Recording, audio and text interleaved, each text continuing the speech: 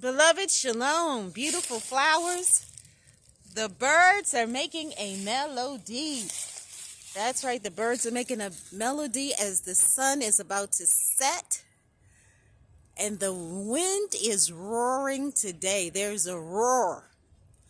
As you know, on March 8th, there was a holy fire released from heaven.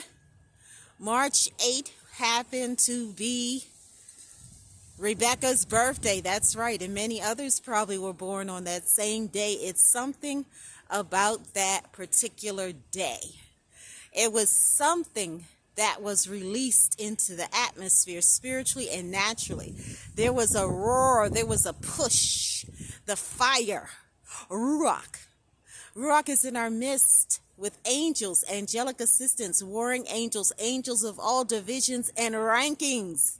That's right. So as you go forth, listen to the roar. Listen to the birds. Make a noise in the land. Make a vibration. Make a sound. Let your voice be heard to the four corners of the earth, in every nation, of every tribe, and every tongue. Speak those things that are not as though they are. And remember,